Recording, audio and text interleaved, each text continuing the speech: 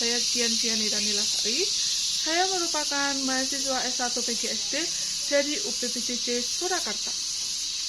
Di sini saya akan mengajak teman-teman semua untuk melaksanakan atau belajar bersama mengenai praktikum IPA di SD. Nah, untuk praktikum IPA di SD apa saja sih yang akan saya tampilkan di sini? Untuk teman-teman, teruslah menonton video ini sampai akhir ya. Terima kasih. Kali ini saya akan praktik mengenai sifat cahaya. Cahaya merupakan salah satu dari contoh gelombang elektromagnetik. Gelombang cahaya tidak memerlukan media untuk perambatannya. Ada pun dua sifat cahaya. Pertama, cahaya merambat lurus. Yang kedua, cahaya dapat dibiaskan. Nah, untuk selanjutnya, berikut beberapa video untuk praktikum sifat cahaya. Percobaan pertama, percobaan pemantulan cahaya. Pemantulan cahaya adalah peristiwa berubahnya arah rambat cahaya ketika mengenai suatu permukaan. Cahaya yang dipantulkan kembali ke arah medium asalnya. Cobaan pertama yaitu menggunakan cermin datar.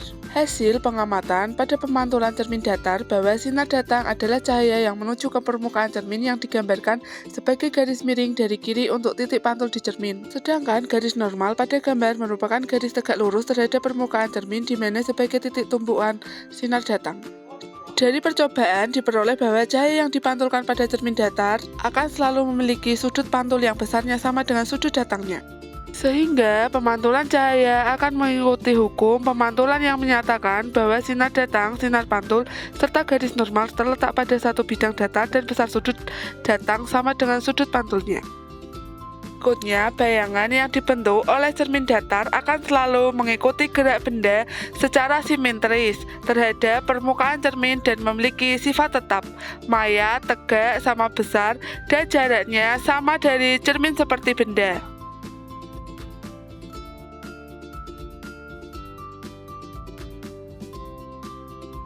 Hasil pada pemantulan cahaya cermin cembung, maka sinar sejajar dengan sumbu utama yang nantinya dipantulkan seolah-olah berasal dari fokus di belakang cermin.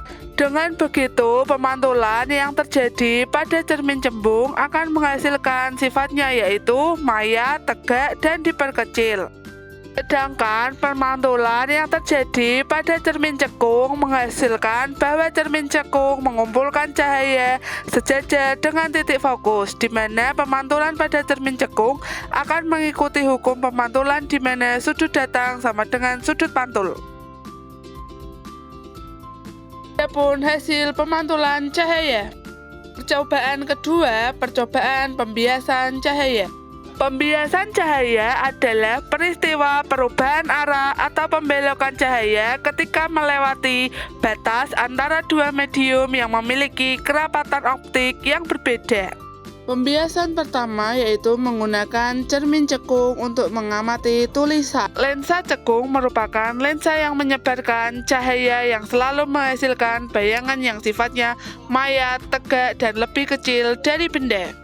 Lensa cembung merupakan lensa yang mengumpulkan cahaya dan dapat membentuk bayangan nyata atau maya yang tergantung posisi benda terhadap fokus dan pusat kelengkungan. Lensa cembung mulai membentuk bayangan yang nyata dan terbalik. Semakin jauh jarak antara huruf dengan lensa, maka huruf sudah tidak nampak lagi. Diukur dengan menggunakan penggaris. Selanjutnya, air dengan pensil. Bagian pensil yang ada di dalam air akan terlihat pendek dan bergeser dari posisi sebenarnya. Hal ini terjadi karena pembiasan cahaya, yaitu pembelokan arah cahaya saat pindah dari satu medium ke medium lain akan memiliki indeks bias yang berbeda. Sehingga efek pensilnya jadi bengkok di dalam air karena pembiasan cahaya.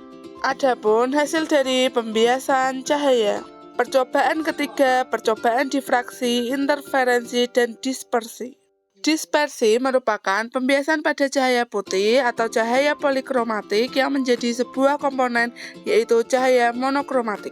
Interferensi cahaya adalah penjumlahan dari superposisi dua gelombang cahaya atau lebih yang dapat menimbulkan terbentuknya gelombang lain. Sedangkan difraksi adalah pelenturan cahaya saat cahaya melalui sebuah celah sehingga cahaya akan terpecah-pecah menjadi bagian yang kecil dan memiliki sifat cahaya yang baru. Difraksi cahaya berasal dari senter akan mengalami difraksi dengan mengenai alur-alur mikro pada permukaan CD sehingga difraksi akan menyebabkan penyebaran cahaya dari berbagai arah. Interferensi adalah kaset CD akan bertindak seperti kisi difraksi yang akan menyebabkan sinar-sinar cahaya berinterferensi saling untuk memperkuat dan melemahkan. Kemudian dispersi karena adanya cahaya putih yang terdiri dari berbagai panjang dari gelombang, setiap warna akan mengalami deviasi atau pembelokan yang berbeda dari difraksi. Sehingga hasil yang didapat bahwa pemisahan cahaya putih akan menjadi spektrum warna yang mirip dengan pelangi. Pun hasil dari difraksi, interferensi, dan dispersi.